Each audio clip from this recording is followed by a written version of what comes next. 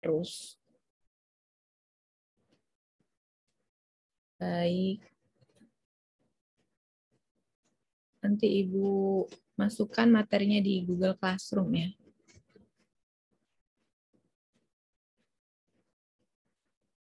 Ada yang tahu, ada yang bisa menyampaikan pendapatnya, fungi itu apa? Definisi dari fungi.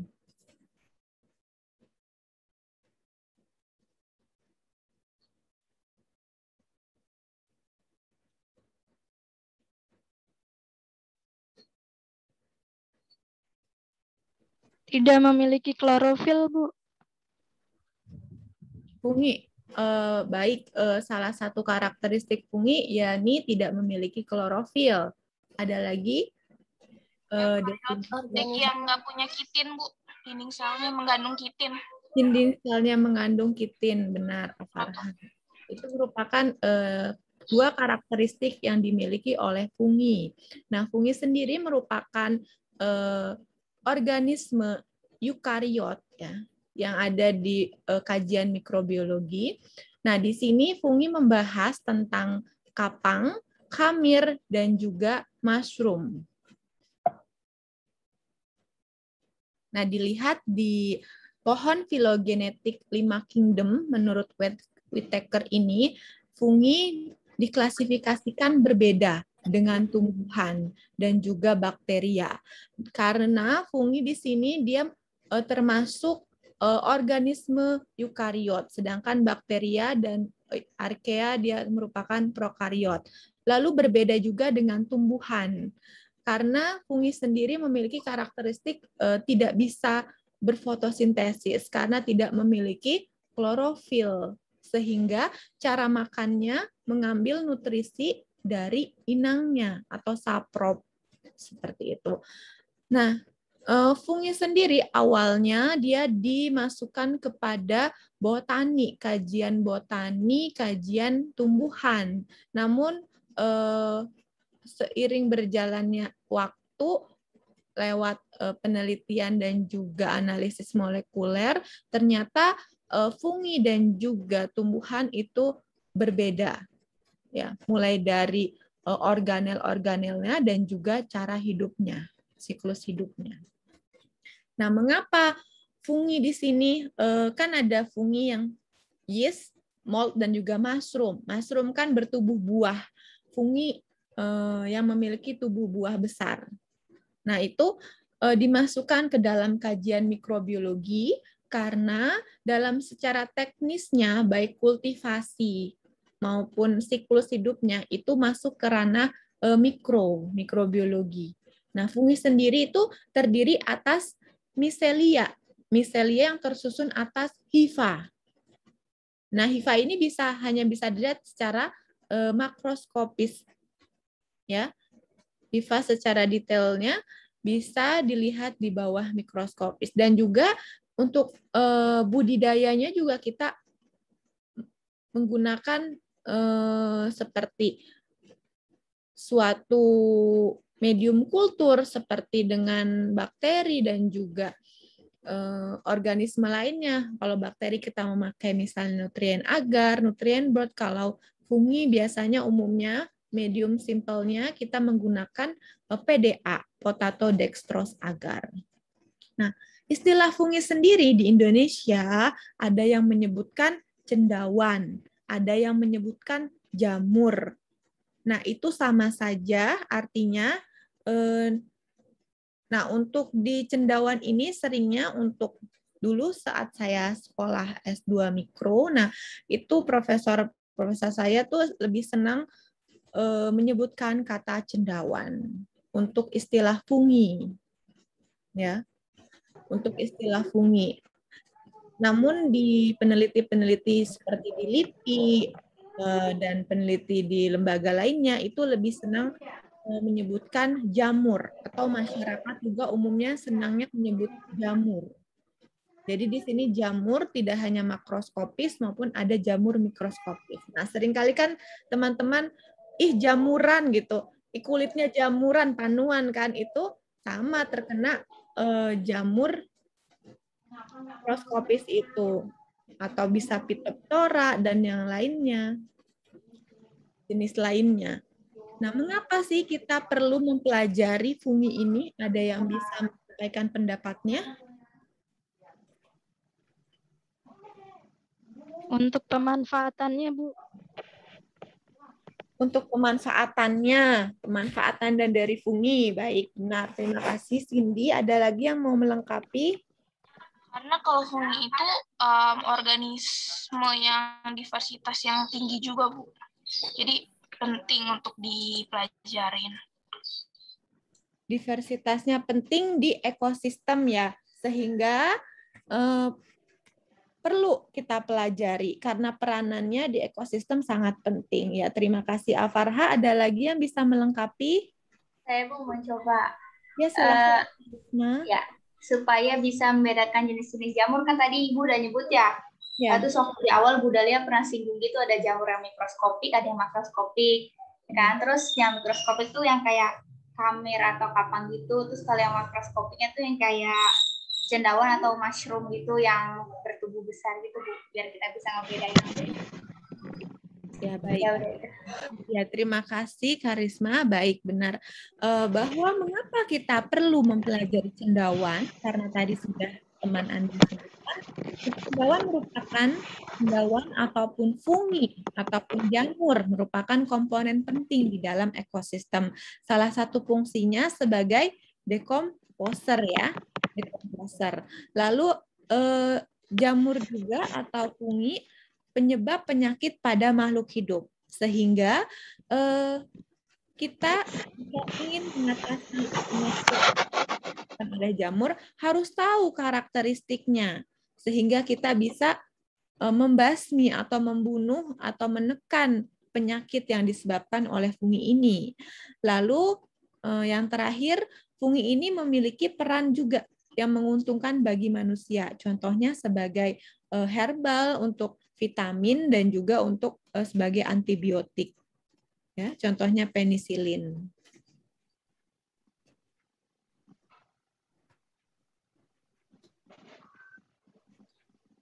Nah, fungi juga bisa menyebabkan penyakit pada tumbuhan, hewan, dan juga manusia. Nah, salah satu contohnya adalah Phytophthora infestan, di mana fungi ini mengakibatkan bercak putih kehitaman pada daun anggur, tumbuhan anggur, sehingga tumbuhan anggur nantinya akan mati. Nah, ini fungi ini karena dia bersporadis, memiliki spora yang menyebar, sehingga mudah untuk menularkan dari satu inang ke inang lainnya. Nah, ini mengakibatkan kerugian yang besar pada industri anggur di Eropa. Nah, lalu ada Ustilagomaides, penyebab penyakit pada jagung, buah jagung, sehingga biasanya jagung yang terkena penyakit yang ditularkan oleh Ustilagomaides ini gagal panen. Nah, untuk menekan, untuk membunuh,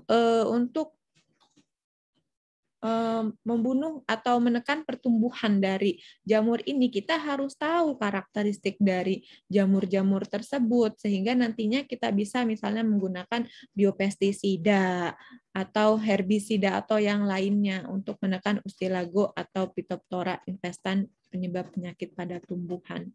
Jadi di ranah pertanian juga banyak dipelajari untuk penyakit pada tumbuhan. Lalu fungi juga bisa menyebabkan penyakit pada manusia. Contohnya Cercospora apii mengakibatkan penyakit kulit ya. Kulitnya jadi bernanah seperti itu. Seperti luka bakar.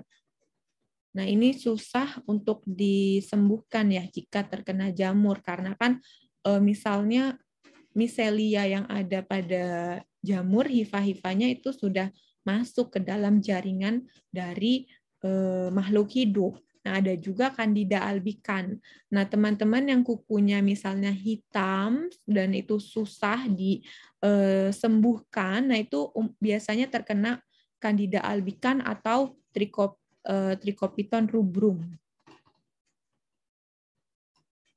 Nah, jadi ini Candida albicans dan juga Trichopiton rubrum, dia mengakibatkan penyakit pada kuku. Sehingga kukunya nanti akan membusuk. Nah, adapun manfaat fungi di bidang industri, yakni digunakan sebagai asam organik, kemudian alkohol, antibiotik, JPT, zat tumbuh, dan juga vitamin serta enzim. Nah, lalu di processing makanan ada pembuatan roti, kemudian minuman beralkohol, keju, dan juga tempe.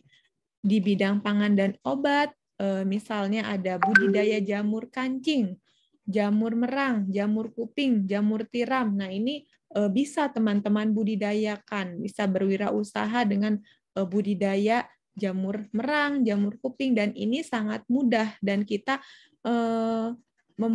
tidak membutuhkan modal yang cukup besar ketika kita ingin membudidaya jamur. Lalu ada sebagai suplemen protein, contohnya single cell protein. Nah, di mana kita memakan sel secara sel hidup ya. Sel hidup di sini hamir sebagai sumber protein. Umumnya biasa digunakan untuk pakan ternak juga. Lalu di bidang bioteknologi yang menggunakan fungi, itu ada white root fungi, kemudian ada ergotamin dan ergotisme, itu yang dihasilkan oleh Claviceps purpurea. Jadi seperti zat obat-obatan, tetapi ini penggunaannya harus sesuai dengan petunjuk dari tenaga medis ya, karena juga bisa mengakibatkan keracunan atau penyakit. Lalu ini merupakan beberapa cendawan atau fungi yang memiliki potensi yang telah diketahui. Salah satunya ada misalnya Aspergillus, di sini Aspergillus niger menghasilkan beberapa enzim, yakni amilase, lipase, glukonisidase, dan enzim lainnya, serta Aspergillus ini bisa menjadi penyerap koper dan zinc, di mana mungkin bisa digunakan sebagai agen bioremediasi. Lalu ada Acremonium sebagai penghasil antibiotik, Cephalosporin, dan juga penginduksi gubal gaharu. Nah, kita ketahui bahwa gaharu itu kayu yang sangat mahal. Nah, ternyata kayu ini dia bersimbiosis dengan fungi tertentu sehingga menghasilkan suatu wangi dan juga khas gaharu. Lalu ada Cladosporium. Cladosporium ini penyebab penyakit pada manusia, menjadi alergen, cendawan ruangan juga. Kemudian ada Fusarium oxysporum, penyebab penyakit pada tanaman. Penghasil silanase. Kemudian ada Gongronella, penghasil ketosinase, ada Penicillium sebagai penghasil sitrin dan selulase. Lalu ada Paesolomyces sebagai entomopatogen. Nah, entomopatogen berarti dia patogen pada serangga. Nah, ini juga baik bisa kita gunakan untuk biopestisida yang membunuh serangga secara alami. Nah, kemudian ada Trichoderma sebagai biofungisida. Nah, walaupun Trichoderma fungi dia akan saling menekan pertumbuhan fungi lainnya. Jadi biasanya Trichoderma ini sebagai agen biofungisida pada penyakit yang disebabkan oleh Ganoderma di kelapa sawit. Jadi banyak kajiannya ya, ini kalau teman-teman cari jurnalnya biofungisida dari Trichoderma. Kemudian ada Verticillium, merupakan parasit fakultatif pada serangga. Nah, serangga yang dimangsa, yang diserang itu serangga tertentu, contohnya mealybugs, aphid, dan mites ya. Lalu juga genus ini dia mengakibatkan penyakit layu pada pohon buah-buahan seperti alpukat, almond, plum, peach, dan yang lainnya. Kemudian ada Penicillium. Nah, Penicillium rhinocladilla gliocadium merupakan fungi saprop, namun belum diketahui potensinya. Nah, kita di sini bisa mengeksplor potensi-potensi fungi yang ada di wilayah kita, yang ada di Indonesia. Jadi masih banyak kajian yang belum kita eksplor, sehingga nanti kita bisa mengetahui, menyumbangkan ilmu pengetahuan yang baru, karena kita juga meneliti potensi dari fungi-fungi yang masih belum diketahui potensinya. Lalu ada Aspergillus, penghasil glukosidase, dan Trichoderma, penghasil selulase. Nah, legenda jamur dahulu, jamur dikenal di tulisan pertama dari Euripides, bahwa jamur ini dia berbeda, dia seperti tumbuhan ya. Awalnya mengira seperti tumbuhan. Jadi dahulu mengira jamur itu merupakan tumbuhan, namun berbeda dengan tumbuhan ya, karena dia tidak memiliki klorofil, dia tidak memiliki daun seperti tumbuhan, tidak memiliki flora atau bunga dan juga biji. Lalu orang Yunani menganggap truffle. Nah, truffle itu merupakan suatu jamur makroskopis ya. Dan yang itu truffle itu, coba teman-teman searching, itu jamur yang sangat mahal dan juga biasa digunakan untuk koki-koki di bintang 5 untuk menyajikan makanan yang mahal juga, yang karena dia memiliki cita rasa yang lezat gitu. Nah, ini truffle katanya berasal dari guntur. Guntur itu petir. Nah, dulu mengapa orang Yunani menganggap truffle berasal dari guntur? Karena setiap adanya hujan dan juga petir yang besar, nah jamur truffle ini tumbuh dengan subur. Padahal kan memang karakteristiknya ya, ketika lingkungannya lembab, kemudian dan juga ada inangnya, karena kan dia sifatnya saprop dan juga ada yang parasit. Nah, ini dia akan tumbuh secara subur. Biasanya teman-teman juga bisa lihat ya, ketika hujan yang terus-menerus. Nah, coba teman-teman lihat, pasti lebih banyak jamur yang tumbuh di sekitar lingkungan rumah teman-teman dibandingkan musim kemarau. Nah, orang Guatemala dan Meksiko juga beranggapan sama, orang Hindu dan juga beranggapan sama. Ini contohnya yang digambar ini adalah Amanita muscaria. Nah, Amanita muscaria ini cantik ya, dia memiliki warna yang bagus, warna yang cerah ya. Namun ternyata di balik kecantikannya ini dia beracun, jadi tidak bisa dimakan. Nah, seringkali salah satu ciri, walaupun bukan secara general, nah ini beberapa mushroom ini jika memiliki warna yang cerah dan memiliki cincin pada batangnya ini, dia merupakan jamur yang beracun, yang tidak bisa dimakan, non-edible mushroom.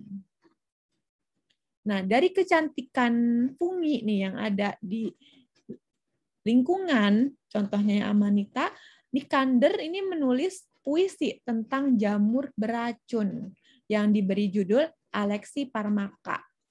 Di sini, di kelas ini ada yang suka membaca puisi, tidak? Tidak, tapi pernah suka baca sih. Pernah tapi. Nah, oke, baik.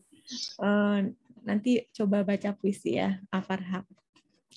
Kemudian juga di Pompei ditemukan juga jamur yang sudah fosil jamurnya ya, lalu herbal, buku tentang jamur pangan dan tanaman obat pertama kali.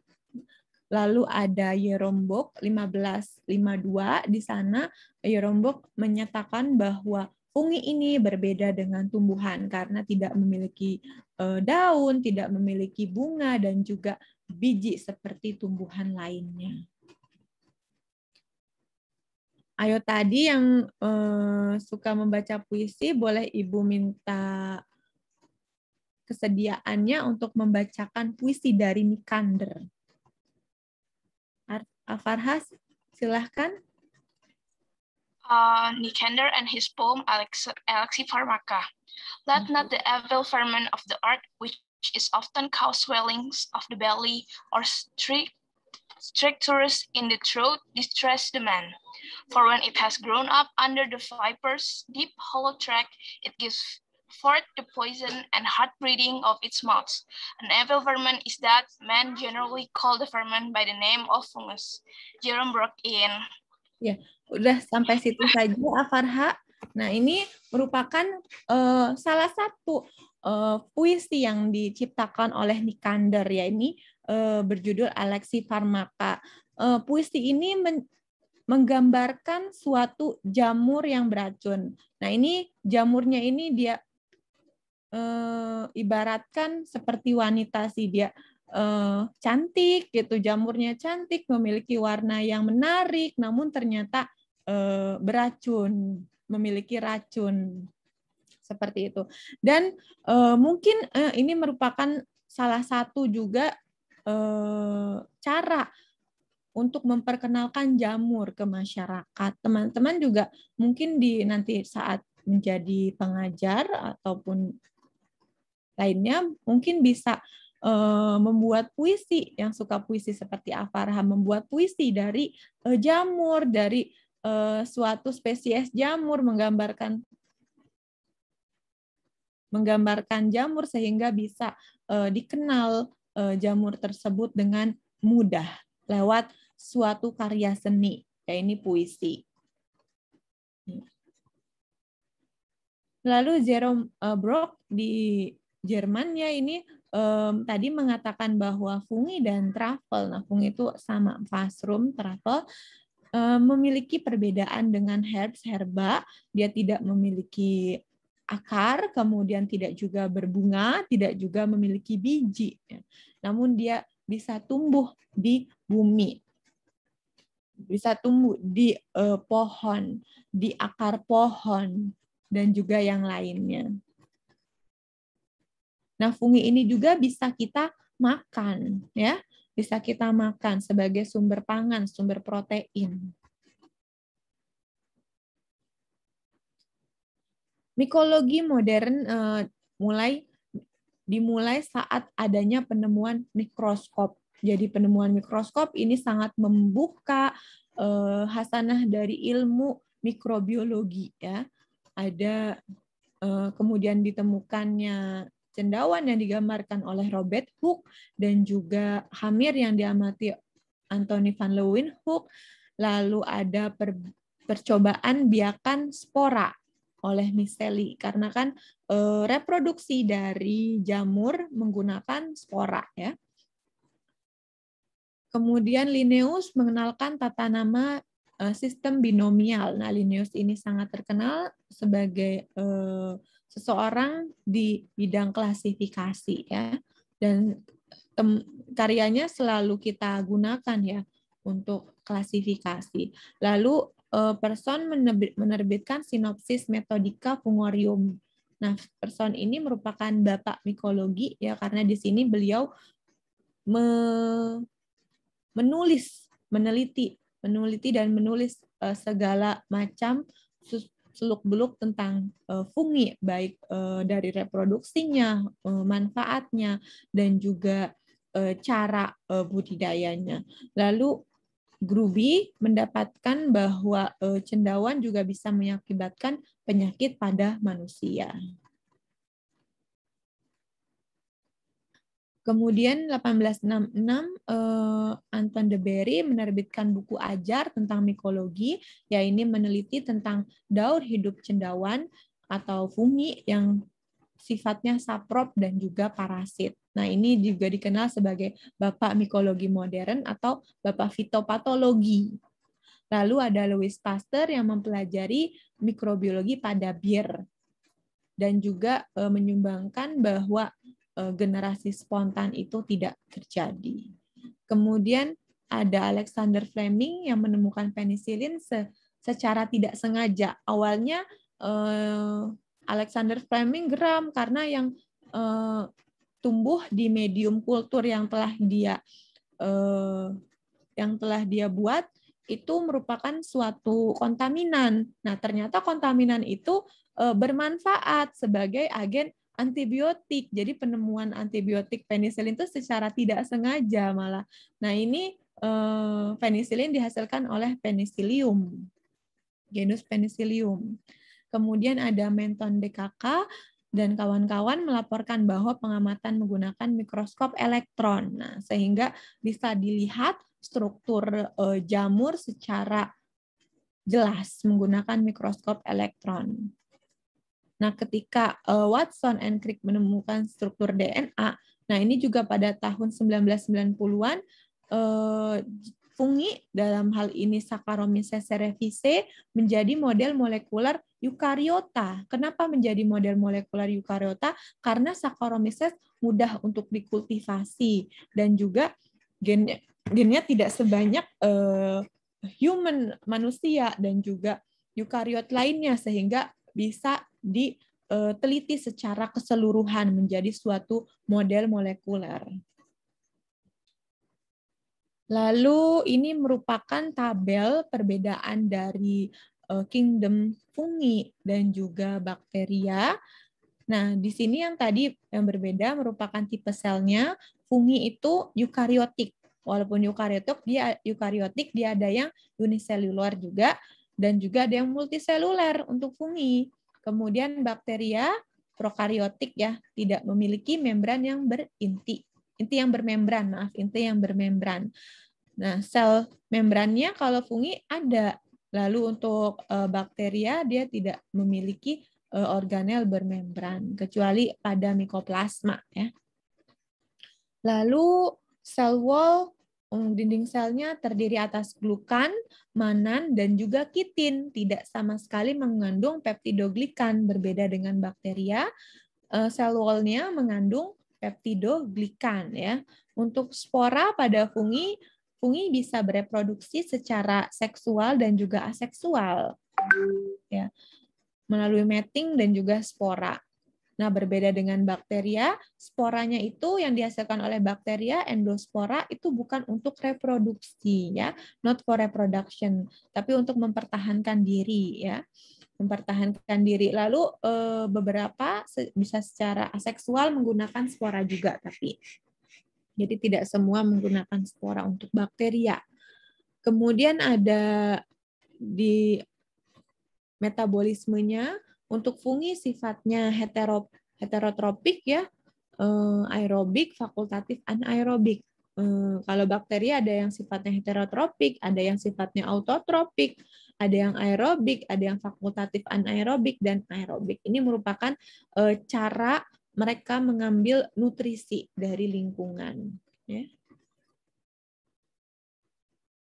Lalu karakteristik dari fungi. Nah, fungi ini merupakan suatu organisme eukariota, ya, yang intinya dilapisi oleh membran.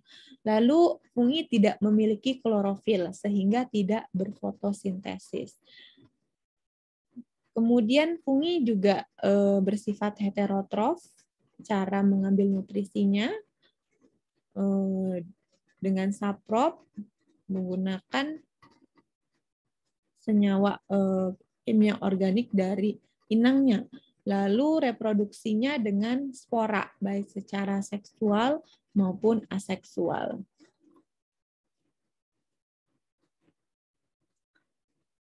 Tadi fungi sendiri dibagi menjadi 3 kelompok. Ada yang kita kenal dengan kapang, yaitu fungi multiseluler yang memiliki talus yang tersusun atas filamen bercabang, atau kita kenal dengan hifa, ya, seperti benang-benang halus. Lalu ada hamir. Hamir merupakan fungi yang sifatnya uniseluler, ya.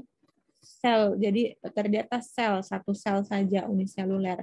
Nah, ini untuk siklus hidupnya dia bisa budding, bertunas ya, sehingga menghasilkan individu yang baru.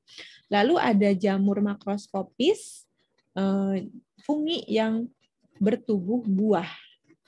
Jadi tubuh buah yang dihasilkan oleh fungi seperti jamur kuping ya, jamur kancing, teman-teman pasti pernah makan ya jamur kuping, jamur kancing.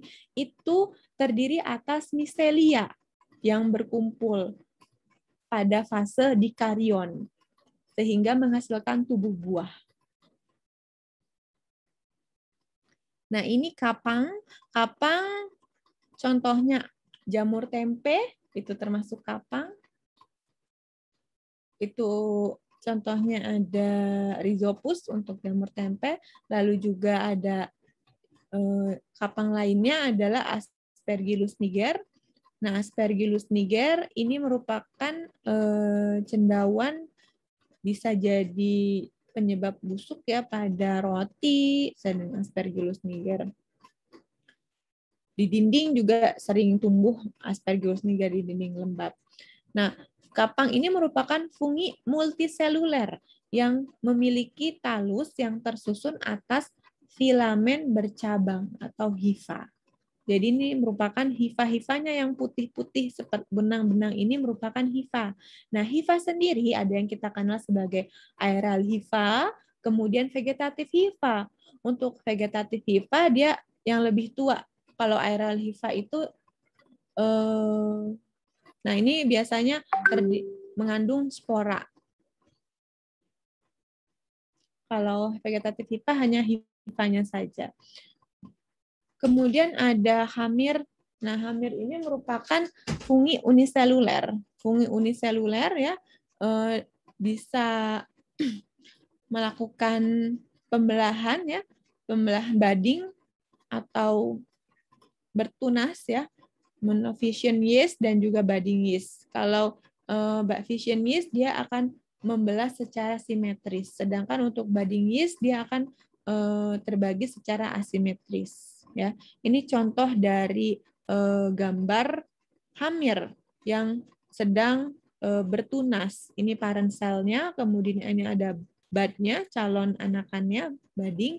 Nah, lalu nanti ini akan lepas menghasilkan suatu bud scar di sini, luka di parentalnya, di parent cell-nya. Ini merupakan hamir yang dilihat di bawah mikroskop elektron. Lalu ada mushroom. Mushroom jamur makroskopis ya. Ini fungi yang memiliki tubuh buah, bertubuh buah. Nah, tubuh buah nih yang dihasilkan oleh fungi ini terdiri atas miselia. Miselia kan tadi kumpulan dari hifa ya. Miselia merupakan kumpulan dari hifa. Nah, ini yang dilihat oleh teman-teman atasnya ya, ini ada yang berwarna merah, ada yang berwarna coklat, berwarna putih. Ini merupakan gabungan dari miselianya, hifanya. Kumpulan hifa membentuk mistelia, mistelia membentuk suatu bentuk fungi yang memiliki tubuh buah. Nah, tubuh buah fungi ini merupakan fase dikarion dari siklus hidup dari mushroom. Nah, ketika mushroom ini sudah tidak terlihat tubuh buahnya, namun misteliumnya masih menempel, masih ada pada inangnya, misalnya pada tanah ataupun pada kayu lapuk. Jadi nanti ketika faktor lingkungan mendukung mereka untuk tumbuh, mereka akan tumbuh dengan baik, dengan subur. Maaf tadi fase ya. apa? Dikarion ya. Dikarion. Ya, nanti lebih jelasnya ada di slide berikutnya, nanti dijelaskan. Lalu ada, nah ini morfologi dari fungi multiseluler yang bisa menyerap makanan dari inangnya. Nah, ini dia akan membentuk suatu hausteria. Nah, fungi sendiri terdiri atas miselium. Nah, miselium ini dia memiliki cabang yang kita kenal dengan hifa. Nah, hifa ini dia bisa mengabsorpsi nutrisi. Nah, untuk hifa ini sendiri ada yang kita kenal dengan septat hifa dan juga senositik hifa. Perbedaannya apa?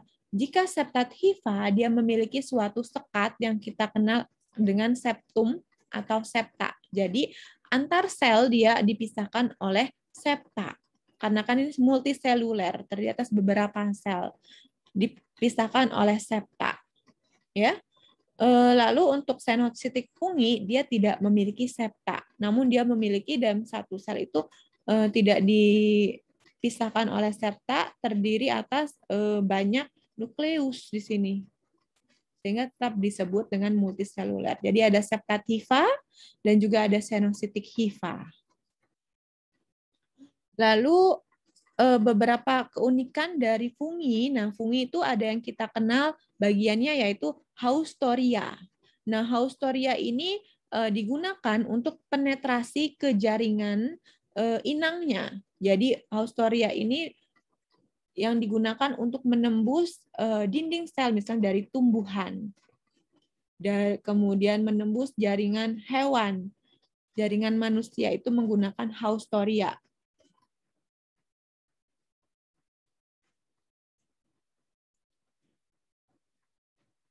Nah, beberapa fungi juga memiliki dimorfisme atau penampakan yang berbeda, dua penampakan yang berbeda. Contohnya ini ada patogenik dimorfik fungi seperti yeast. Nah, jadi dia bisa hidup pada suhu 37 derajat Celcius. Jadi dia akan membentuk suatu yeast ini, nah seperti bulat-bulatan ini di gambar ini. Nah, itu ketika 37 derajat Celcius dia bentuknya seperti ini. Namun ketika 25 derajat Celcius dia akan membentuk suatu mold-like seperti kapang. Makanya kita sebut like kan, bukan yeast tapi yeast-like dan juga mold-like. Jadi seperti kapang, seperti hamir ketika pada suhu 37 derajat Celcius dan juga pada suhu 25 derajat Celcius dia memiliki morfologi seperti kapang, mold-like. Jadi bisa berubah wajah, dia berubah bentuk.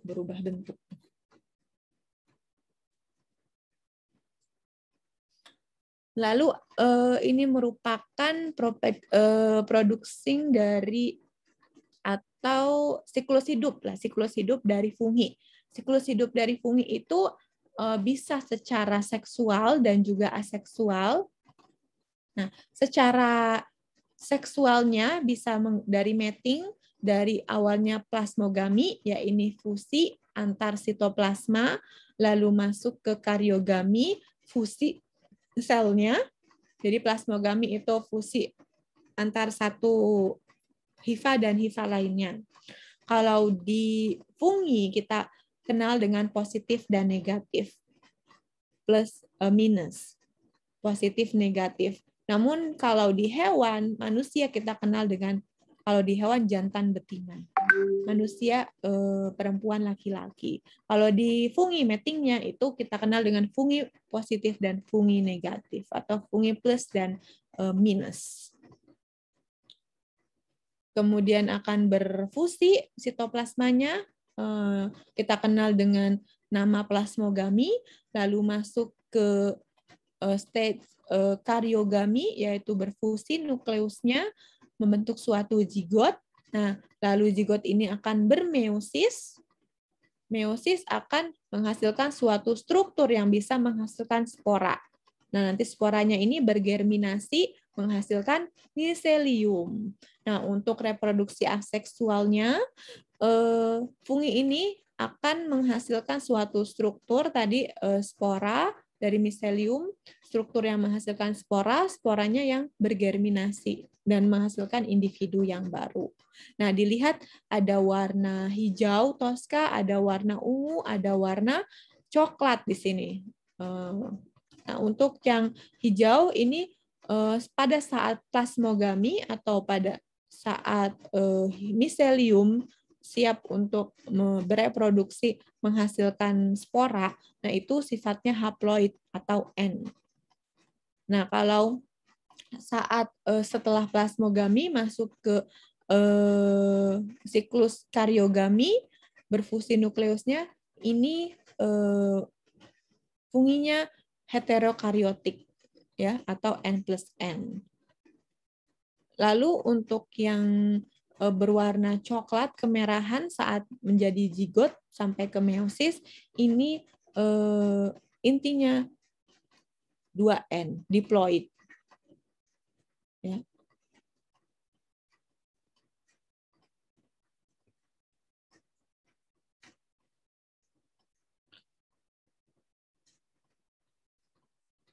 Ini merupakan asexual reproduction, reproduksi aseksual ya dari Aspergillus flavus. Ini menghasilkan suatu conidia atau conidiospor. Nah, conidianya itu yang bulat-bulat ini, sedangkan conidiofornya itu seperti batang yang menyokong conidia ini. Ya. Conidianya itu seperti rantai ya. Rantai bulat-bulatan ini, Aspergillus flavus.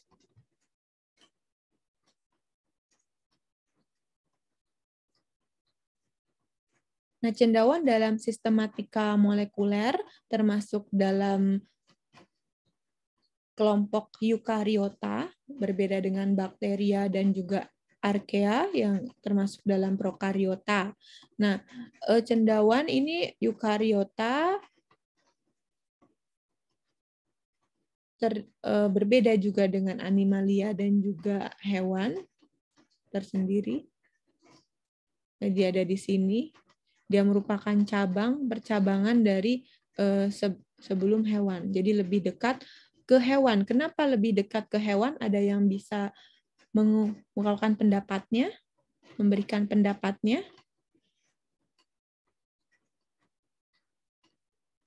Karena dia nggak memasak makanan sendiri, Bu. Baik, ada yang bisa menambahkan?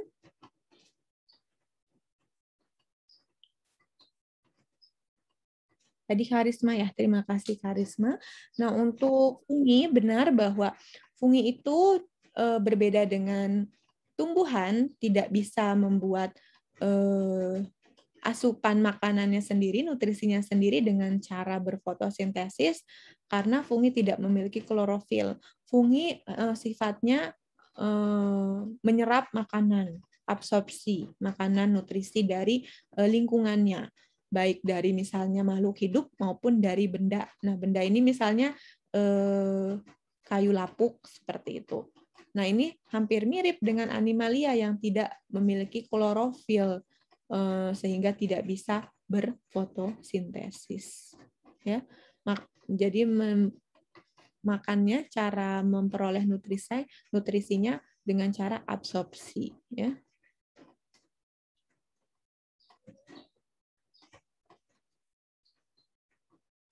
Lalu ini merupakan klasifikasi dari kingdom fungi, terdiri atas beberapa filum, yakni ada Chytridiomycota, Zygomycota, Ascomycota, dan Basidiomycota. Ini merupakan klasifikasi menurut Webster dan Weber 2007.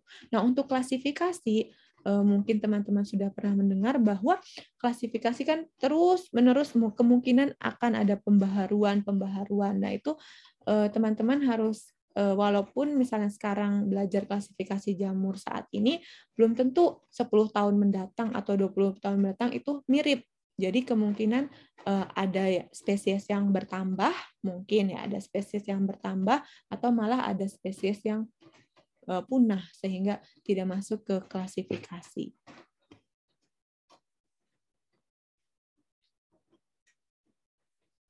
Untuk filum Chytridiomycota, ini key reproductive fiturnya itu adalah ada spora yang memiliki flagel. Untuk Zygomycota, nah khas dari Zygomycota, filum ini adalah memiliki zygosporangium pada fase seksualnya. Jadi memiliki zygosporangium pada fase seksualnya, itu merupakan ciri khas dari filum Zygomycota. Lalu ada Ascomycota, kita sebut juga sak fungi. Nah, ini memiliki struktur spora seksual yang dibungkus oleh suatu kantung, suatu saks yang kita kenal dengan aski, kita beri nama aski. Jadi sporanya itu ada di dalam suatu kantung yang kita sebut dengan nama aski. Ascus. Nah, untuk filum Basidiomycota ataupun cendawan makroskopis atau jamur makroskopis ini merupakan jamur atau fungi yang memiliki spora seksual dengan struktur yang kita kenal dengan basidia. Ya, basidiospora. Jadi basidia itu terdiri atas basidiospora. Pada filum Chytridiomycota, ini Chytridion seperti ceret, Myx itu adalah cendawan, Mycus itu cendawan. Jadi ini merupakan cendawan yang mirip seperti ceret ya. Ceret itu seperti teko ya, karena dia memiliki flagel. Nah, reproduksi seksualnya ini dengan cara kopulasi planogamet dan aseksualnya dengan membentuk sporangium.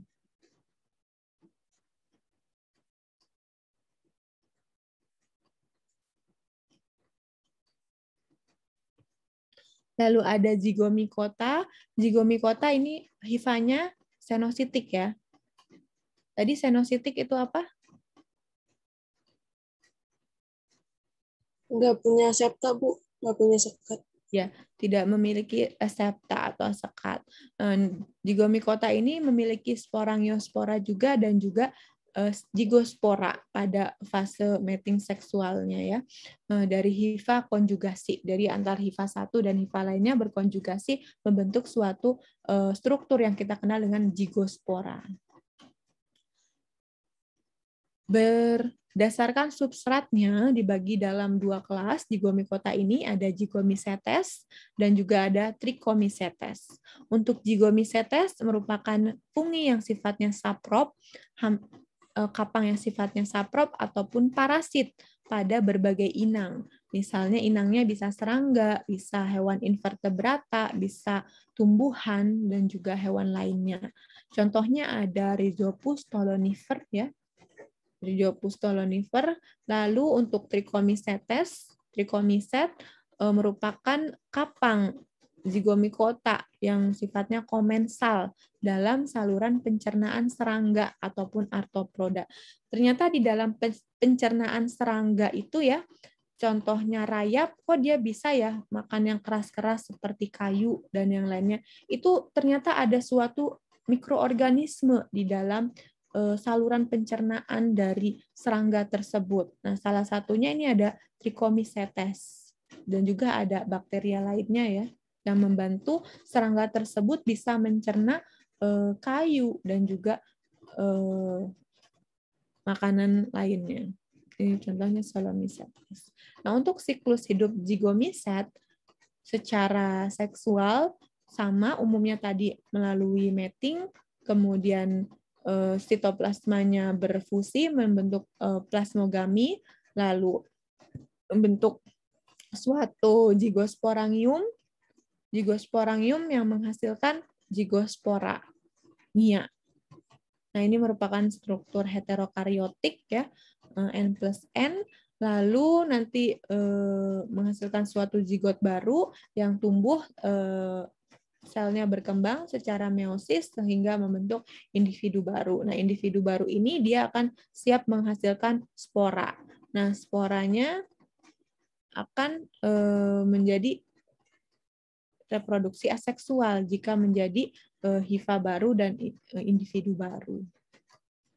Ya.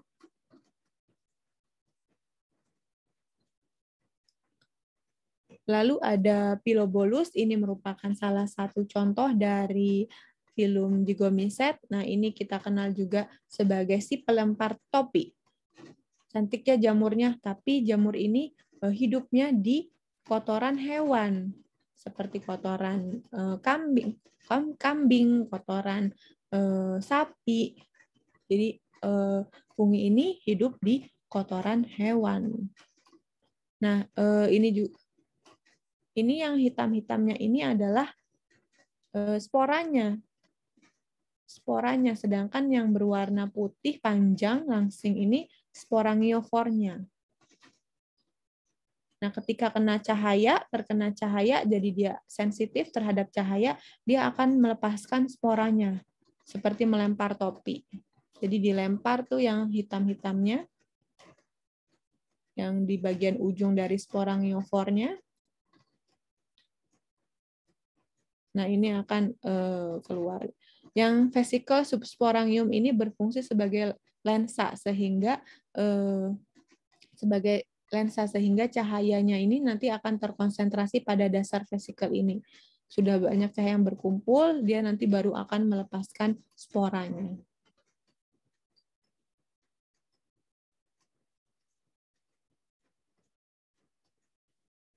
Lalu ada divisi dari Ascomycota, yaitu fungi yang memiliki kantung, ya, ciri umumnya dia memiliki kantung. Nah, hifanya di sini dia memiliki septat. Nah, septat struktur somatiknya seperti ini. Kemudian ada sel tunggalnya juga. Sel tunggal, jadi dia ada yang membentuk hifa, ada yang sel tunggal, termasuk di sini ke dalamnya Saccharomyces, masuk ke dalam divisi dari Ascomycota. Nah, struktur reproduktifnya, seksualnya dia akan menghasilkan suatu askospora yang dibungkus oleh askus, askus yang dibungkus oleh askokap. Ya. Askokap ini dia merupakan plektenkima pada tubuh buah yang memiliki dinding sel kitin.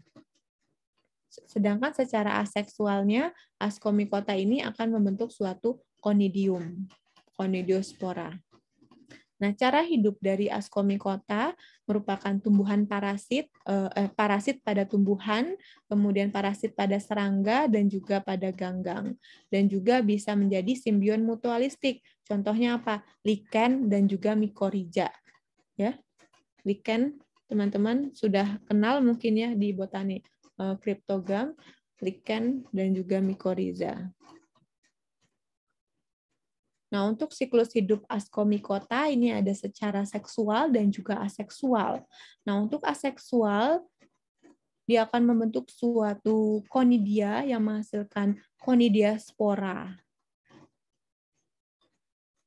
Nah, dari conidiaspora ini dia akan menghasilkan suatu individu baru, bergerminasi menghasilkan suatu individu baru.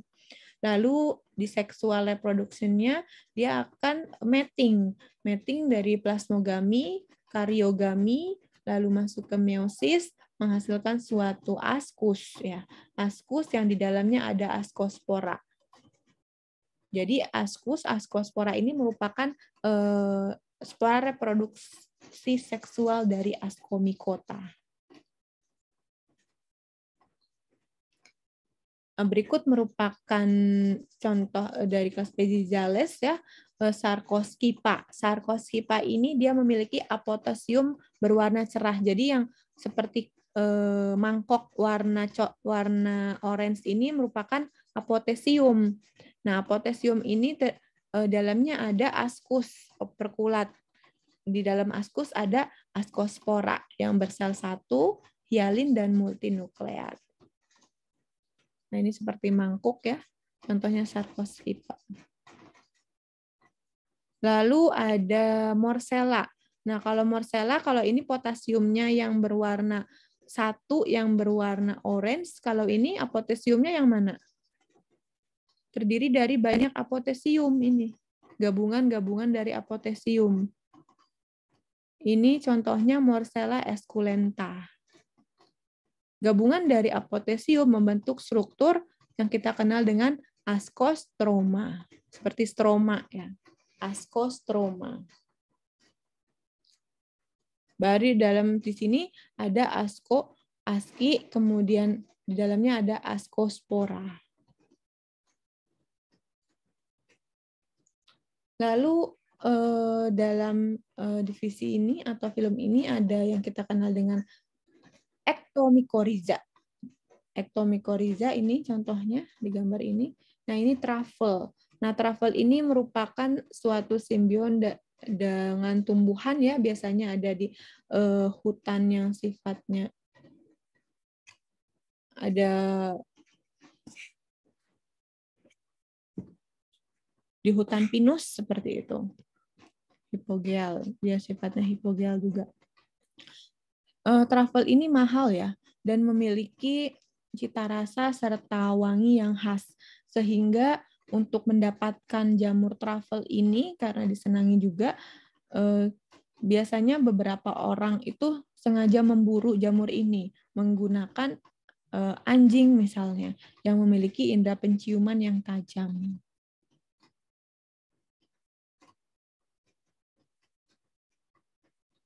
Ascomycota unicell ini tidak memiliki hifa askogen atau tidak memiliki askokap. Nah, Ascomycota kan tadi Ibu jelaskan ada yang sifatnya multiseluler, ada juga yang unisel. Yang unisel ini dia tidak memiliki askogen atau askokap, tidak memiliki kantung. Nah, hidup sebagai parasit dan juga saprop. Nah, dan juga memiliki dimorfik tadi, dimorfik.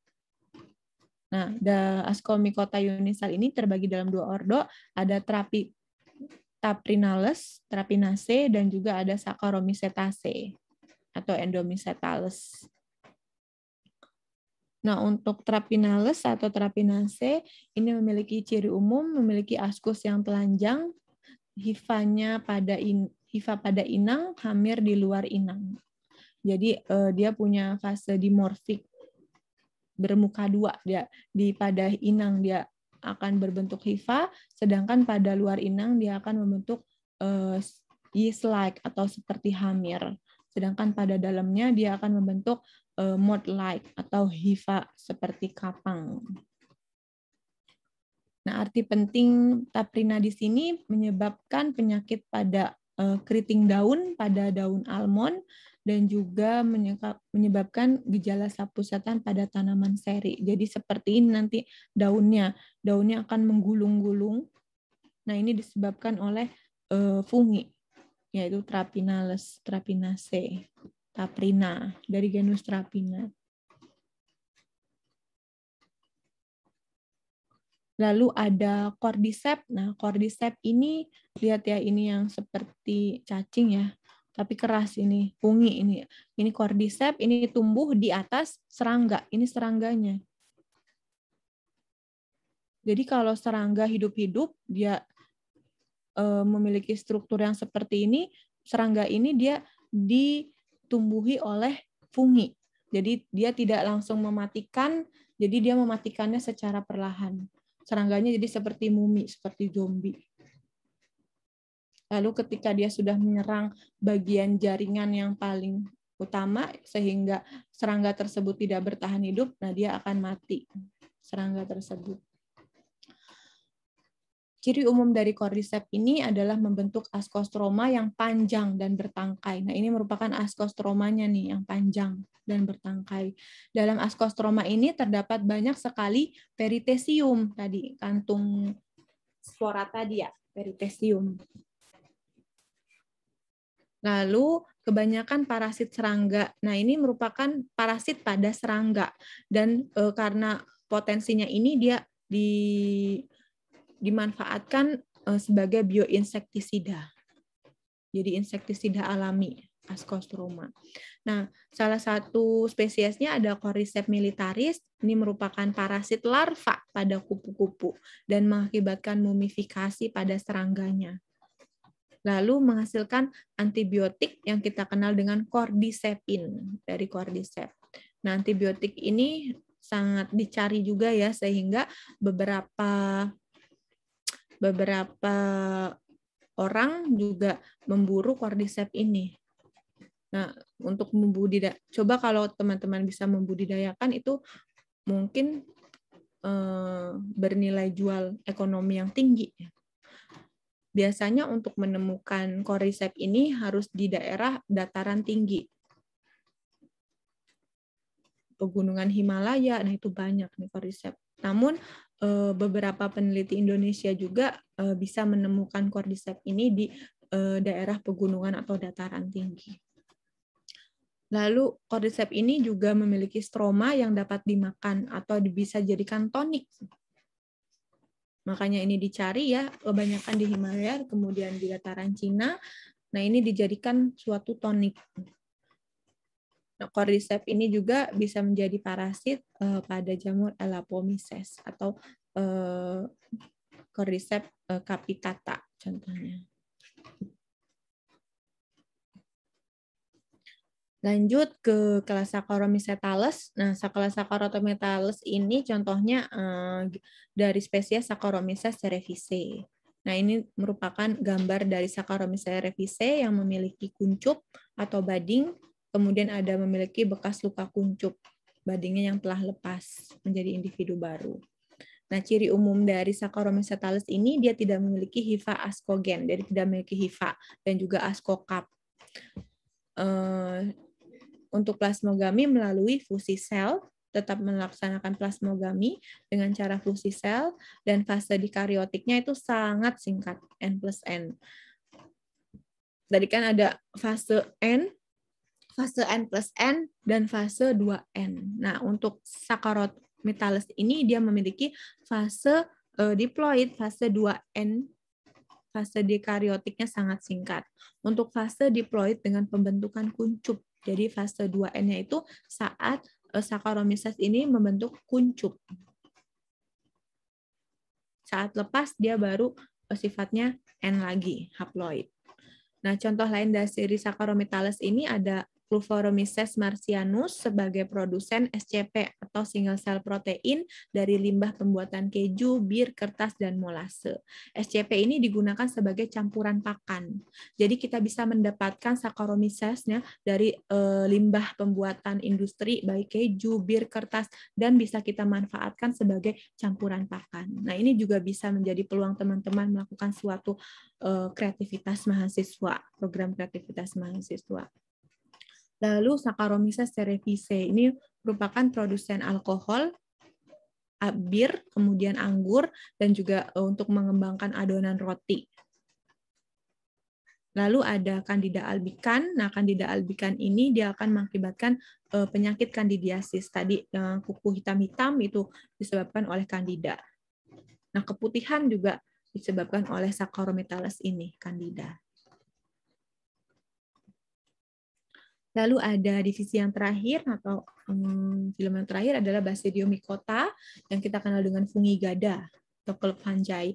Nah, fungi ini mushroom atau kita kenal dengan mushroom Basidiomycota. Selain Basidiomycota juga tadi yang Ascomycota yang memiliki tubuh buah kita sebut mushroom juga. Jadi mushroom itu ada dari dua filum ya, ini dari Basidiomycota dan juga Ascomycota. Nah, ciri umumnya memiliki struktur somatik, ada 3 hifa, 3 jenis hifa, ada hifa primer, hifa sekunder, dan hifa tersier. Lalu umumnya periode dikariotiknya itu lebih panjang dibandingkan dengan Ascomyces. Nah, tadi yang Ibu sudah jelaskan di fase dikarion, fase dikariotik sama aja. Itu tubuh buah itu merupakan fase dikariotik dari filum Basidiomycota ini. Lalu kebanyakan divisi ini dia memiliki septum dolipor atau septum itu septa ya, septa dolipor terdiri atas 2 inti. Kemudian struktur reproduksinya ada yang secara seksual, ada contohnya dia akan mengeluarkan spora basidiospora yang dibentuk di luar dari sel sporogen, yaitu dia membentuk suatu basidium. Nah, tubuh buah makroskopik itu kita kenal dengan basidiokarp. Tubuh buahnya yang terlihat oleh mata kita itu namanya adalah basidiokarp. Nah, basidiokarp itu terdapat basidium di bagian lamelanya, gills-nya nanti, bagian payungnya. Nah, itu nanti akan menghasilkan basidiospora. Cara hidup dari Basidiomycota ini merupakan parasit, bisa parasit pada tumbuhan yang masih hidup, bisa simbion juga pada akar tumbuhan, bersimbiosis, atau juga bisa sebagai saprop pada kayu lapuk, pada dinding, batu, dan lain-lain. Beberapa jenis dapat dimakan dan dibudidayakan. Jadi ini bisa menjadi potensi wirausaha bagi teman-teman untuk budidaya jamur, untuk mengembangkan suatu pangan dari jamur karena masih sedikit sekali pangan dari jamur ya. Beberapa jenis beracun yaitu Mycetismus dan beberapa jenis dikembangkan dalam industri, contohnya untuk menghasilkan enzim pemutih bubur kertas, penghasil metabolit sekunder dan juga antibiotik. Nah, ini merupakan hifa yang ada pada Basidiomycota, ada hifa primer, contoh ini untuk proliferasi monokarion, sedangkan untuk hifa sekunder ini proliferasi pada dikarion, tergantung dari hifanya yang akan berprolifikasi. Misalnya kalau hifanya monokarion itu akan membentuk suatu hifa primer, sedangkan untuk hifa yang memiliki dikarion dua inti dia akan berproliferasi dikarion membentuk hifa sekunder. Sedangkan untuk hifa tersier contohnya primodia. Nah, primodia ini untuk generatif dan juga hifa skeletal. Jadi Haustoria itu termasuk dalam hifa tersier. Kemudian ada pembentukan tubuh buah dari mushroom ya, dari Basidiomycota. Nah, ini terbentuk dari kumpulan hifa-hifa membentuk mistelia. Mistelia akan membentuk suatu tubuh buah. Tadi Basidiokarp untuk Basidium.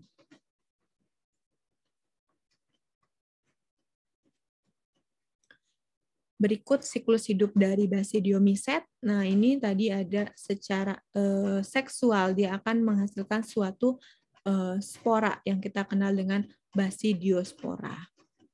Nah, yang pertama nih, ini hifa, ada mating type-nya plus dan minus yang merah dan digambarkan diilustrasikan dengan merah dan biru, lalu berplasmogami dia akan membentuk suatu miselium yang sifatnya dikariotik. Nah, saat ini nanti Basidiomycete ini akan membentuk suatu Basidiokarp, kumpulan dari miselium membentuk suatu Basidiokarp. Nah, ini yang kita lihat tubuh buahnya ini merupakan Basidiokarp. Di Basidiokarp ini dia memiliki gills atau lamela. Lamela ini memiliki basidia yang menghasilkan spora. Jadi basidianya ini seperti ini. Hasilnya dikariotik. Nah, berkariogami lalu menghasilkan nukleus yang sifatnya diploid. Lalu ini nanti akan mengeluarkan suatu spora, yaitu basidiospora. Jadi satu basidium umumnya ada terdiri atas 4 basidiospora. Nah, ini merupakan contoh dari Basidiomycota, ada auricularia, jamur jeli ya, teksturnya jeli, jamur kuping. Ini memiliki himenium yang terbuka, terlihat himeniumnya ya ini. Lalu basidiumnya septat melintang. Jadi ketika teman-teman ingin membudidayakan auricularia, tinggal mengambil saja sedikit dari sini, ditumbuhkan pada medium kultur. Nanti akan miseliumnya tumbuh, kita bisa pindahkan ke medium lainnya. Lalu ada Dacrymitalis, contohnya kalau Seria viscosa, ini sama bertekstur jelly, umumnya ini dia bergelatin dan seperti garpu tala. Seperti garpu ya. Lalu ada Agaricus bisporus, jamur kancing, Agaricus agaricus, ini biasa digunakan untuk budidaya jamur kancing. Kemudian ada lichen. Nah, lichen di sini simbiosis mutualistik antara alga dan juga fungi. Nah, alga di sini dia akan menghasilkan bahan organik dari fotosintesis, kemudian fungi akan menyediakan struktur untuk melindungi alga dari angin dan juga hujan. Nah, contoh lichen bentuknya ini ada fructicos, ada folios, dan ada krustos. Ya, kalau folios dia lichen seperti daun, folios. Kemudian fruktos dan krustos dia seperti kerak ya, lumut kerak. Fructicos dia seperti jaring seperti akan. Nah, ini merupakan animasi ilustrasi simbiosis antara alga dan juga fungi yang membentuk suatu struktur baru, ya ini lichen, kita kenal dengan lichen. Nah, yang warna hijau ini merupakan alga layernya atau alganya, lalu yang berwarna coklat, benang-benang coklat ini merupakan hifa dari funginya. Nah, lichen ini memiliki perakar yang kita kenal dengan rizin, ya, rizin, yang merupakan hifa dari funginya ini. Nah, ini ada penampakan lichen di bawah mikroskop. Ini yang bulat-bulat ini lapisan alganya, sedangkan yang seperti benang-benang halus adalah funginya. Kemudian ada mikoriza endofit. Nah, mikoriza ini merupakan asosiasi mutualisme antara tanaman dan juga fungi. Nah, ada yang sifatnya endofit, ya ini hidup di dalam tanaman tanpa mengakibatkan penyakit. Jadi kita kenal dengan endofit, hidup dalam tanaman tanpa menyebabkan suatu penyakit ataupun gejala. Contohnya ada ektomikoriza dan endomikoriza.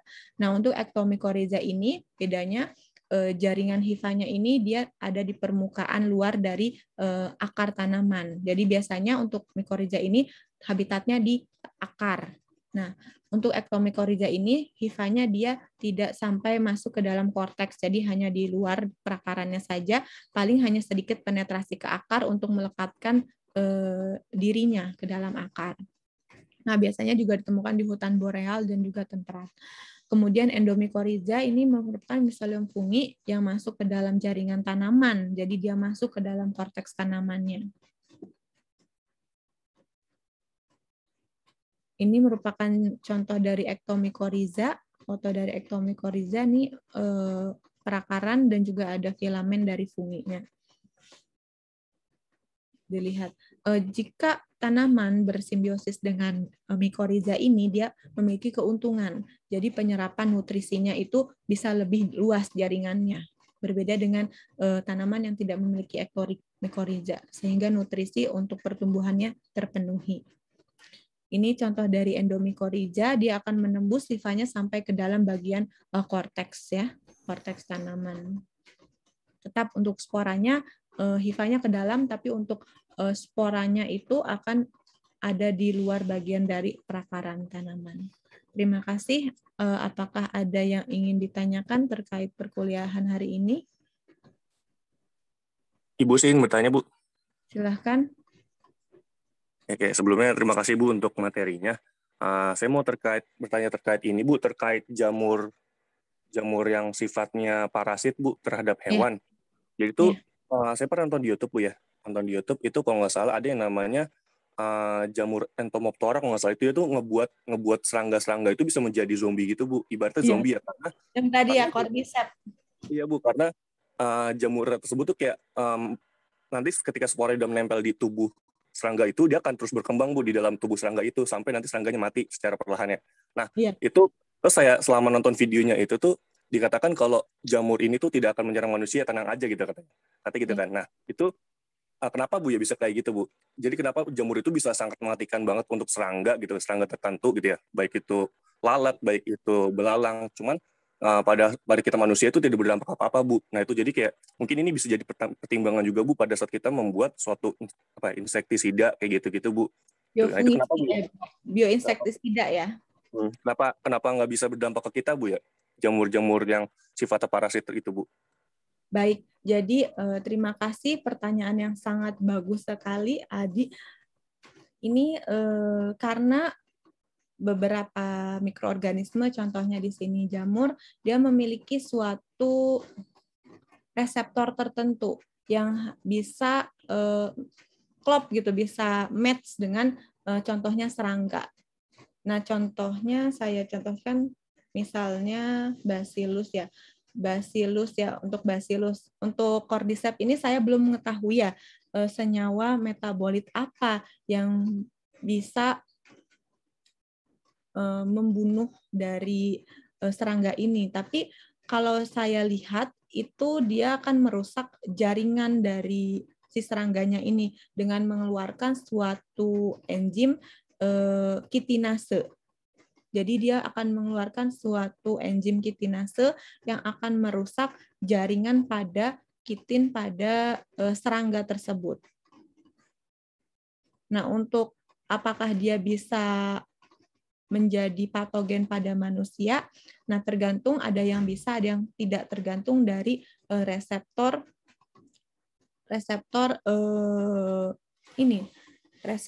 senyawa yang dihasilkan oleh fungi tersebut. Jadi beberapa serangga tersebut ada suatu reseptor yang hanya dia saja yang bisa menerima senyawa tersebut sehingga akan mematikan serangga tersebut.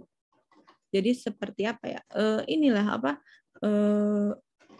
Kalau di manusia dia tidak ada sehingga dia tidak bisa membunuh, mengakibatkan toksik pada manusia gitu. Jadi ada suatu reseptor tertentu. Nanti saya coba cari ya. Terima kasih Aji, tapi saya lupa namanya itu apa ya. Kalau ya, jadi spesifik kepada serangga tertentu, kelompok ya, bukan hanya satu spesies tertentu. Biasanya untuk serangga dia berkelompok untuk kupu-kupu, misalnya kupu-kupu dengan apa gitu. Jadi khusus untuk kelompok serangga tertentu. Ini saya temukan juga, iya sih Bu, ini saya temukan Entomoptora ini, dia Entomoptora muscae itu lebih ke lalat Bu, lalat rumahan. Jadi memang dia penghancur lalat rumahan gitu Bu, karena khusus menyerang lalat itu sih. Dan itu kalau udah sekali nempel itu semua lalat itu bisa mati semua Bu dalam satu wadah gitu. Saya lihat. Nah terus Entomoptora yang ini juga ada yang namanya guru apa gitu. Nah itu khusus ke belalang kayak gitu sih Bu. Cuman jadi yang saya tangkap itu Entomoptora ini emang sifatnya parasit gitu Bu, ke serangga-serangga yang saya lihat. Iya, tapi tidak langsung mematikan kan, jadi bertahap. Iya, karena dia menyerangnya secara perlahan, makanya disebut juga nanti kan zombie kadang ya, serangga mumifikasi atau zombie serangga seperti itu kalau teman-teman lihat. Cuman untuk reseptornya saya lupa lagi, mungkin nanti akan saya tambahkan di slide ataupun nanti di Google Class ya. Terima kasih Aji. Berarti spesifik. Terima kasih, Bu. Ya, sama-sama. Ada lagi yang ingin ditanyakan? Saya mau bertanya, Bu. Silahkan. Ya, jadi kan tadi Ibu udah ngasih contoh beberapa jamur. Nah, salah satunya adalah jamur beracun. Pertanyaan saya, kenapa sih, Bu, banyakkan jamur yang beracun itu memiliki warna yang mencolok gitu? Tadi kan kayak warna merah cerah, terus juga ada yang warnanya itu coklat banget gitu. Pokoknya warna mereka itu mencolok. Dan apa yang menyebabkan jamur itu ada yang beracun, ada yang nggak beracun. Itu aja, Bu. Ya. Penyebab beracun dan tidak beracun sebenarnya bukan warna, itu merupakan generalisir aja secara umum. Biasanya jamur yang mencolok itu dia toksik atau tidak bisa kita makan karena mengakibatkan keracunan. Nah, racun ini disebabkan oleh metabolit sekunder yang dihasilkan oleh jamur itu sendiri. Jadi jamur dia menghasilkan suatu metabolit sekunder yang bersifat toksik. Ada alkaloid toksiknya dari alkaloid misalnya, ada yang sifatnya toksik dari kelompok alkaloid, dan yang lainnya tadi ergotisme juga dia bisa menghasilkan toksik kepada makhluk hidup lainnya, misalnya pada manusia ataupun hewan. Juga misalnya ada Aspergillus, dia akan menghasilkan suatu toksin sehingga mengakibatkan aspergiolisis.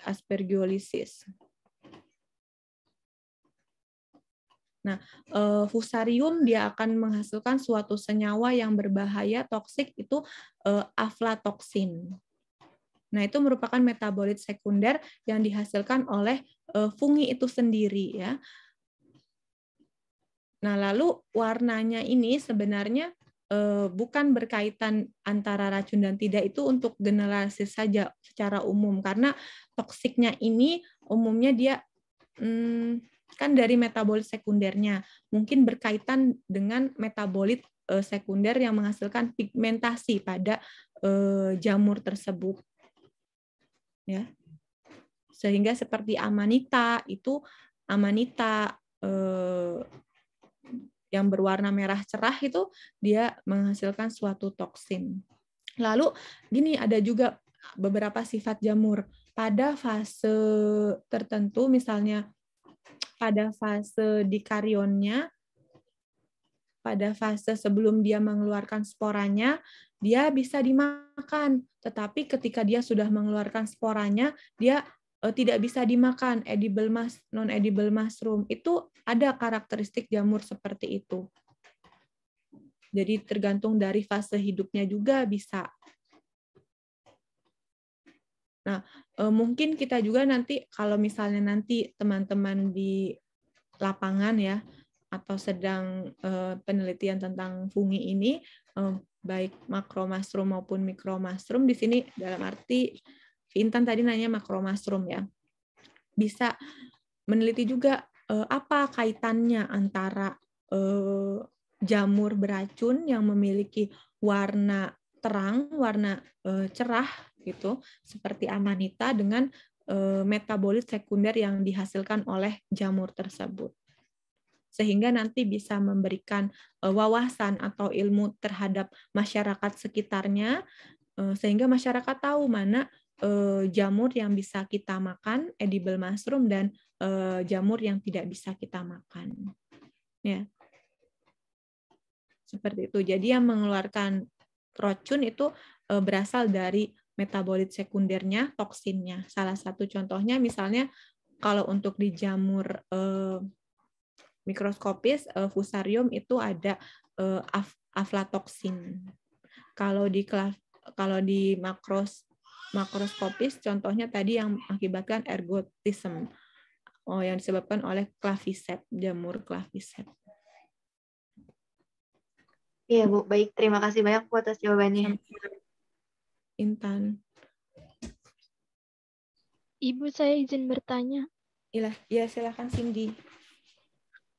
Tadi kan ada jamur yang menyebabkan, yang merugikan gitu, yang bikin kukunya jadi hitam, terus ada juga yang menyerang kulit juga.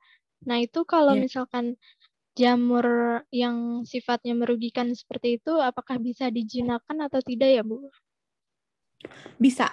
Kan banyak juga kan obat keputihan kayak gitu, terus obat salep panu gitu, salep untuk kuku yang rusak seperti itu. Jadi bisa kita tekan, namun untuk penggunaannya, nah itu harus terus-menerus ya sesuai dengan petunjuk medis. Jadi kalau kalian hanya sekali gunakan itu tidak akan mempan, tidak akan mati jamur yang ada, soalnya masih ada misalnya di sana sporanya, entah miselianya, haustorianya yang masuk ke dalam jaringan tubuh. Jadi bisa kita tekan dengan suatu antibiotik, ya.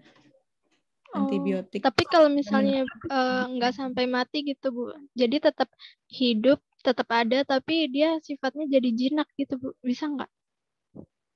Jadi jinak gimana maksudnya? Beberapa jamur itu jamur mikroskopis ya di sini. Beberapa fungi ini ada yang memang ada. Jadi flora normal yang ada pada tubuh kita. Contohnya Candida itu jika jumlahnya tidak banyak itu dia normal di tubuh kita ya. Candida itu flora normal, maaf, di bagian reproduksi wanita. Jadi memang ada. Namun ketika kita tidak menjaga area reproduksi kita dengan baik, nah ini akan mengakibatkan kelembapan sehingga jamur bisa tumbuh dengan banyak, reproduksi dengan banyak itu akan mengganggu, akan mengakibatkan suatu gejala penyakit seperti keputihan. Seperti itu, Priscilla. Oh, baik, Bu. Terima kasih, Bu Anissa. Kuku juga. Kuku ketika kita tidak merawat kuku dengan jari-jari kuku dengan baik, kita terus pakai sepatu, dengan sepatu kita pakai kaos kaki, kemudian di dalamnya sepatu, dan itu tidak kita ganti-ganti selama beberapa hari. Nah, ini biasanya para cowok ya. Itu akan mengakibatkan jamuran, kaki yang jamuran. Kayak gitu. Jadi kita bisa tadi istilah Priscilla itu menjinakkan ya, bisa mengendalikan gitu, bisa mengendalikan jamur tersebut dengan membuat faktor pertumbuhannya itu ditekan. Tadi kelembapannya dijaga seperti itu dari faktor lingkungan, atau jika sudah banyak kita bisa tekan dengan antibiotik. Baik, Bu. Terima kasih, Bu Anissa. Sama, Cindy. Ibu juga mau bertanya, Bu. Silahkan, Velana. Kan dulu saya sampai sekarang juga sih, Bu, belajar tentang survival lapangan ini ya, Bu, cara membedakan edible mushroom sama yang bukan edible mushroom kan, Bu. Nah, salah satu perbedaannya kan juga ini ya, Bu, warna yang mencolok kan, Bu. Contohnya yang kayak Amanita muscaria gitu. Nah, terus ternyata ada suatu YouTube pembelajaran yang bilang kalau nggak semua jamur yang beracun itu nggak harus warna cerah gitu juga, Bu. Terus kan saya coba cari ya, Bu. di Ya. genus Amanita pun juga ada Bu yang apa dia beracun tapi warnanya tuh bukan warna cerah gitu Bu, malah dia warnanya tuh kayak putih mirip jamur tiram gitu Bu. Nah, Ya itu sering terus saya keracunan. yang bikin saya heran tuh ada nggak sih Bu perbedaan yang perbedaan selain warna yang mencolok tadi itu untuk membedakan jamur yang beracun sama enggak? Selain kan kalau kita baru ketahuan racunnya itu kalau udah diteliti atau ini ya Bu, setelah ada yang nggak sengaja konsumsi gitu ya Bu. Ada nggak sih Bu perbedaan fisik jamur yang beracun itu selain dari warna yang Selain mencolok dari itu? warna. Iya. Baik, pertanyaan yang bagus, Kelana. Ada ciri khusus, ya ini biasanya cincin cincin pada batang dari jamur tersebut. Jadi sporangnya batangnya itu jika memiliki cincin itu biasanya dia mengeluarkan suatu toksik, suatu metabolit sekunder yang bersifat racun. Ada juga yang tinta misalnya menghasilkan suatu lendir.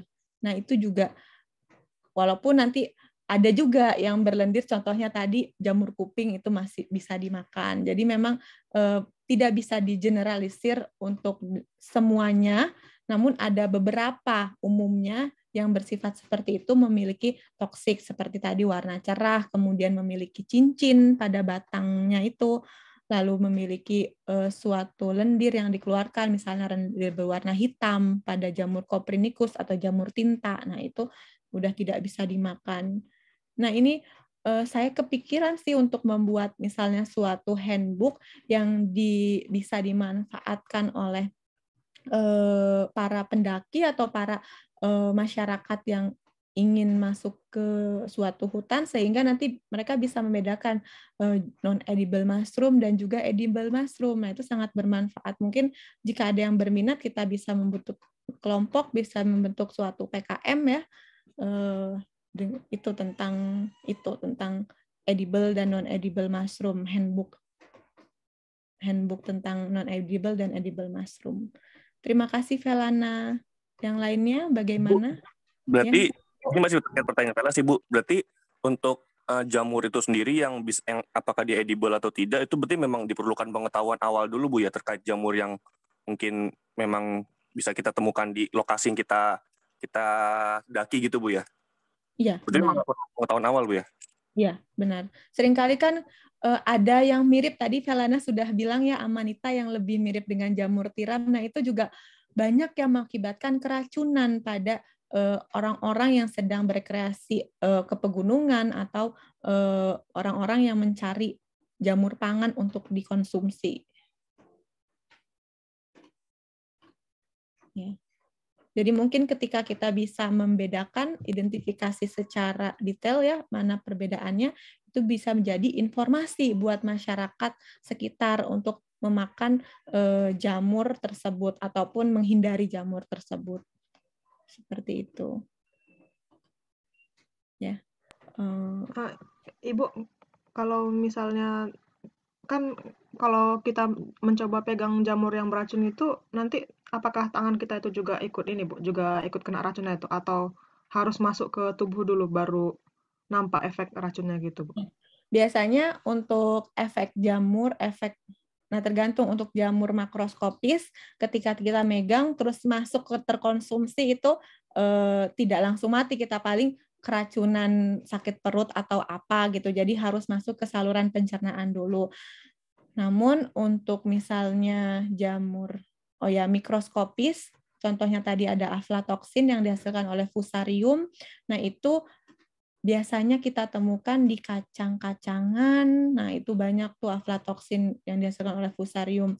Itu tidak langsung berakibat fatal bagi kita toksinnya. Tetapi ketika sudah kita mengkonsumsinya dalam beberapa jangka waktu lama, nah itu akan mengakibatkan suatu penyakit degeneratif, contohnya kanker. Itu untuk jamur mikroskopis. Kalau jamur makroskopis biasanya langsung terasa, langsung keracunan kita kalau kita mengkonsumsinya. Seenggaknya pusing-pusing seperti itu. Ada juga jamur yang bisa sama efeknya seperti sabu-sabu tadi, yang ergotism tadi. Bikin kita mabok gitu, melayang. Gitu. Oke, Bu. Makasih banyak, Bu. Baik, sama-sama semuanya. Mungkin nanti akan kita teruskan jika ada pertanyaan lebih lanjut di Google Classroom ya. Saya ada agenda lain, saya izin pamit. Ibu izin bertanya, Bu. Ya, silakan. Untuk nanti praktikum mikrobiologi itu material sterilisasi atau isolasi mikroba lingkungan, Bu? Materinya sterilisasi dan persiapan media. Oke, Bu, makasih banyak, Bu. Nanti ada juga pengumuman ya, karena ini sih dirubah-rubah lagi nih jadwalnya, karena kan praktikum yang berdiri sendiri harus mulai dari awal. Nanti saya jelaskan lagi silabus yang terbaru, dan saya sudah diskusi juga dengan Bu Dalia, beliau sudah menyetujui. Nanti saya paparkan sebelum kita masuk ke teori praktikum. Oke, Bu, makasih banyak, Bu. Sama-sama, Ibu. Ya, ada lagi? Izin bertanya, tadi untuk PPT hari ini apakah akan Ibu upload di Google Classroom juga, Bu? Akan saya upload di Google Classroom. Baik, Bu. Terima kasih. Sama-sama semuanya. Bu Anissa. Ya. Bu Anissa. Ya, Farha. Terima kasih, Bu. Sama-sama semuanya. Kita nanti bertemu kembali jam 1 ya.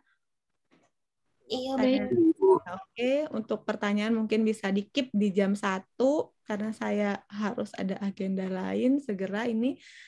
Terima kasih semuanya. Semoga ilmu yang didapatkan bermanfaat. Saya undur diri. Assalamualaikum warahmatullahi wabarakatuh. Waalaikumsalam warahmatullahi wabarakatuh. Terima kasih banyak, Bu Anissa. Bu. Ya.